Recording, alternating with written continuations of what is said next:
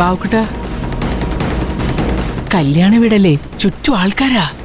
സംസാരിച്ചോണ്ടിരിക്കുമ്പോഴായിരിക്കും ആരെങ്കിലും വന്നു കയറുന്നത്. മാത്രമല്ല, എന്നെ കണ്ടില്ലെങ്കിൽ അപ്പ ബാലമാഷ് ഗോവിന്ദനെ വിട്ട് അന്വേഷിപ്പിക്കും. ഇപ്പൊ ഞാൻ മാഷിന്റെ വിശ്വസ്തയായ ഭാര്യയല്ലേ. അരവിന്ദനെയും വലിയ വിശ്വാസാ. ഞാൻ അറിഞ്ഞു. ആയിരപ്പുറ വീടും ചുറ്റുമുള്ള പറമ്പൊക്കെ അരവിന്ദിന്റെ പേരിൽ പ്രമാണമാക്കി കൊടുത്തല്ലേ.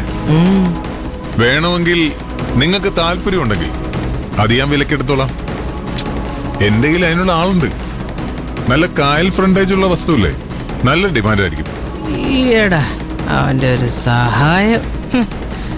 എന്റെ ഭർത്താവിനെ തൽക്കാലം അടക്കി നിർത്താൻ നിന്റെ സഹായം ചോദിച്ചു എന്നല്ലാതെ എനിക്ക് നിന്റെ വേറെ ഒരു സഹായം വേണ്ട. എന്താ? ഹലോ, അവിടെ ആരെങ്കിലും വന്നോ? അതെ. ഞാൻ വിളിച്ചത് അരവിന്ദിനെ അവിടുന്ന് തട്ടിക്കൊണ്ടു പോണ്ടേ. അന്ന് നമ്മളൊരു വാട്ടക്കണക്കിന് സംസാരിച്ചതേ ഉള്ളൂ. വ്യക്തമായിട്ടൊരു പ്ലാനിങ് വേണം. ആരും കാണാതെ വേണം നമ്മൾ പ്ലാനിങ് ഒക്കെ നടത്താൻ. മുഹൂർത്തം ഏകദേശം 10:11 അതുവരെ മുഴുവൻ ആളായിരിക്കും എന്ന് പറഞ്ഞുകൊണ്ട് മാത്രമാണ്. രാത്രി തന്നെ കടത്താനായിരുന്നു ഞങ്ങൾ പ്ലാൻ ചെയ്തിരുന്നത്. ഇപ്പോ പന്തലിനും വീടിനൊറ്റയ്ക്ക് ആളുള്ളതല്ലേ. താലികെട്ടാണ് ഈ അമ്പലത്തിൽ വെച്ചു. ചെറുക്കൻ അമ്പലത്തിലേക്ക് ഇറങ്ങുമ്പം വേണം സംഗതി നടപ്പിലാക്കാൻ. അഥവാ ആരെങ്കിലും കണ്ടാലേ സംഗതിയുടെ നിറമാറും. ശരിക്കും തട്ടിക്കൊണ്ട് കൊണ്ടുവരും. ക്ലോറോഫോം വെച്ച് മണപ്പിച്ച ഞങ്ങളുടെ കിഡ്നാപ്പിംഗ്. അയ്യോ, പക്ഷേ അതിവിടെ പറ്റത്തില്ലല്ലോ. കിഡ്നാപ്പ് ചെയ്യപ്പെടേണ്ട ആളുടെ അറിഞ്ഞുകൊണ്ടുള്ള പരിപാടിയല്ലേ. കേൾക്കുമ്പോ തന്നെ എനിക്ക് തല ഇറങ്ങുവാ. അവനാണെങ്കിൽ ബാബുക്കുട്ടന്റെ ഗുണ്ടകളെന്ന് പറയുമ്പോ തന്നെ അവന് ടെൻഷനാ. ബാക്കില്ലാതെ വല്ലതും ചെയ്യുമെന്നാ അവന് സംശയം. പിന്നെ അന്ന് പറഞ്ഞത് കഴുത്തിൽ കത്തി വെച്ച് കൊണ്ടുപോകുന്നല്ലേ. അവന് വല്ലതും സംഭവിച്ച പിന്നെ ഒന്നാമത് ദേഹം നൊന്ത് അവനൊരുമാതിരി ഭ്രാന്ത. അന്നേരം ബാബുക്കുട്ടന്റെ ആളാണെന്നൊക്കെ അവനങ്ങ് മറക്കുവേ. പിന്നെ മറക്കും. മുംബൈയില് വടിവാള് വീശി 100 കണക്കിന് ആൾക്കാരെ വെട്ടിയിടുന്നവരാ. ചോര കണ്ട് അറപ്പുമാറിയവർ. ചെന്ന് കയറിക്കൊടുത്തോ, അനുഭവിച്ചോളും. ബാബുക്കുട്ട, ഹലോ, പോയോ? ഇല്ലമ്മായി, അതെ, അവനൊന്നും പറ്റരുത്. സൂക്ഷിച്ചു വേണമെന്ന് അവരോട് പ്രത്യേകം പറയണേ. അത് പിന്നെ പറയാതിരിക്കുവോ? എന്താ അമ്മ ഇത്? നമ്മളൊക്കെ ഒന്നല്ലേ. നമുക്ക് ഒരേ ലക്ഷ്യമല്ലേ ഉള്ളത്. അമ്മായിക്ക് അരവിന്ദനും ബാലൻ മാഷിനെ ഒരു പാഠം പഠിപ്പിക്കണ്ടേ. എനിക്കുണ്ട് അയാളോട് ചില കണക്കുകളും ദേഷ്യങ്ങളും. അല്ലേ ഞാൻ ചാരുവിനും കൊണ്ട് ബോംബെ കടന്നേനെ. അവസാന നിമിഷത്തിലല്ലേ അയാൾ ആ കള്ളക്കേസ് കൊണ്ട് കൊടുത്ത്. എനിക്കെങ്ങനെയും ചാരുവിനെ വേണം. ഇപ്പൊ അരവിന്ദനെ കടത്തുന്നില്ലേ, അതുപോലെ ക്ലോറോഫോം മുക്കിയൊരു തുണി മതി. ആരും അറിയാതെ ഞാൻ അവളെയും പൊക്കിക്കൊണ്ടങ്ങ് പോകും.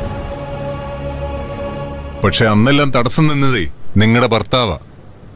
പിന്നെ അവളും ചാരു. ചാരു പക്ഷേ ശാന്തപ്പ മാമന്റെ മോളല്ലേ. പോരെങ്കിൽ ഇപ്പോ 2 ഷാപ്പിന്റെ മുതലാളി. നാട്ടുകാരുടെ മുമ്പിലേ അപ്പച്ചൻ ചിറ്റപ്പനും നാണം കെട്ടരുതല്ലോ. അവരുടെ കാര്യം കള, ബാബുക്കുട്ടൻ നമ്മുടെ കാര്യം പറ. നിങ്ങള് കാറുമായിട്ട് 1000 പറക്കും അമ്പലത്തിനും ഇടയിൽ വന്ന് നിൽക്കുമെന്നല്ലേ പറഞ്ഞേ? അത് എപ്പോഴാന്ന് പറ. ബാബുക്കുട്ടന്റെ ഗുണ്ടകളുടെ ഒരു സഹായം അവന് വേണ്ട. അവൻ തനിയെ വന്ന് കാറിൽ കേറിക്കോളും. പിന്നെ നിങ്ങള് വായിൽ തുണി കെട്ടിവെച്ച് കഴുത്തിൽ കത്തിവെച്ച്, അയ്യോ പിന്നെ കത്തി മതി, തോക്ക് വേണ്ട കേട്ടോ. അബദ്ധത്തിനെങ്ങാനും വെടി പൊട്ടിയാലോ. ഫോട്ടോയോ വീഡിയോയോ അങ്ങനെ എന്താന്ന് വെച്ച് എടുത്തിട്ട് അവനെ ബൈപ്പാസിൽ കൊണ്ടുവന്ന് വിട്ടേക്കണം. അവൻ അവിടുന്ന് പൊക്കോളും. ആ പ്ലാനൊക്കെ മാറിയമ്മായി. അരവിന്ദ് താനെ ഇറങ്ങി വന്ന് കാറ് കയറുന്നൊക്കെ റിസ്കാ. പ്രത്യേകിച്ച് മുഹൂർത്ത സമയത്ത്. താലി കിട്ടുന്ന സമയം എന്നൊക്കെ പറയുമ്പോ അമ്മായി പറഞ്ഞത് ശരിയാണ്. അത് അപകടം. ഞങ്ങള് പ്ലാനൊക്കെ മാറ്റി. അതെന്താന്നൊക്കെ സമയത്ത് ഞാൻ അറിയിച്ചോളാം. ഫോണിൽ കൂടെ എല്ലാം വിശദീകരിക്കുന്ന അപകടം. ആരേലും ഒക്കെ കേട്ട് കഴിഞ്ഞാ എല്ലാം തിരിയും. തിരിച്ചടിക്കും. അവിടെ ഇവിടെയും കാണും ചാരപ്പണികൾ. ഏതായാലും അതിനു മുമ്പ് നമുക്ക് നേരിൽ കണ്ട് സംസാരിക്കാം. ഫോണിൽ പറഞ്ഞ ശരിയാകാത്തോണ്ടാ. മാത്രമല്ല ഇടഞ്ഞ് രണ്ടായി നിൽക്കുന്ന ചിലരെ ഒന്നിപ്പിക്കാനും ഉണ്ട്. അതാരെ ഇടഞ്ഞു നിൽക്കുന്നവര്? അങ്ങനെ ആരുമായിട്ട് ഒന്നിക്കാൻ എന്നെ കിട്ടില്ല. ബാബുക്കുട്ടൻ ആ ശാന്തപ്പന്റെ കാര്യമാണോ പറഞ്ഞു വരുന്നേ? അതെ. നിങ്ങൾ ഒന്നിച്ച എന്താ കുഴപ്പം? ശാന്തപ്പം അവന്റെ ഒന്നാമത്തെ ശത്രു ആരാ? ബാലമാഷാണല്ലോ. പിന്നെ സ്വന്തം ചോരയാണെങ്കിലും ശാന്തപ്പം മാമന് ചാരുവിനോട് തീർത്താ തീരാത്ത പകയുണ്ട്. അമ്മായിക്കും വേണ്ടത് അത് തന്നെയല്ലേ? ചാരു ഒരിക്കലും ആയിരപ്പറയിലെ മരുമോളായിട്ട് വരരുതെന്നല്ലേ നിങ്ങളുടെ ആഗ്രഹം?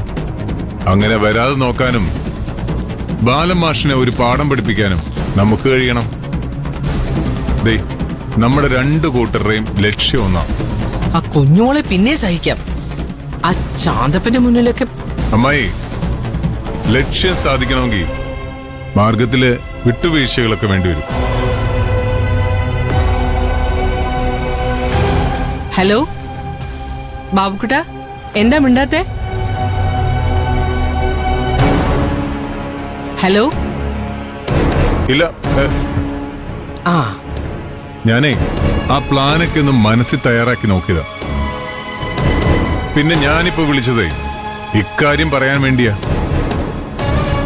ഈ ശത്രുപക്ഷത്ത് നിൽക്കുന്ന എല്ലാവരും ഇന്ന് രാത്രി നമുക്കൊന്ന് മീറ്റ് ചെയ്യാം. ഇന്ന് രാത്രി എങ്ങനെയാ? അതൊന്നും നടക്കുന്ന കാര്യമല്ല ബാബുക്കുട്ട. ഇവിടുന്ന് എങ്ങനെ ഇറങ്ങുമെന്നാ? ഇവിടെ വെച്ച് കാണാനാ. നാളെയാണ് എല്ലാം നടക്കുന്നത്. ഇന്ന് രാത്രി നമുക്ക് കണ്ട് തീരുമാനങ്ങൾ എടുത്തേ പറ്റത്തുള്ളൂ. നമുക്കിനി അധികം സമയമില്ല അമ്മായി. ആയിരപ്പുറയുടെ വള്ളപ്പരയ്ക്ക് അടുത്തോട്ട് വന്നാൽ അവിടെയാകുമ്പോ ആരും കാണത്തില്ല. അപ്പച്ചിൻ ചിറ്റപ്പനുമായിട്ട് ഞാനങ്ങ് എത്തിക്കൊള്ളാം. നിങ്ങളെന്തായാലും ഒന്നിച്ചു വരണ്ട, രണ്ടായിട്ട് അവിടുന്ന് ഇറങ്ങിയാൽ മതി. വരാതിരിക്കരുത്, മനസ്സിലായല്ലോ?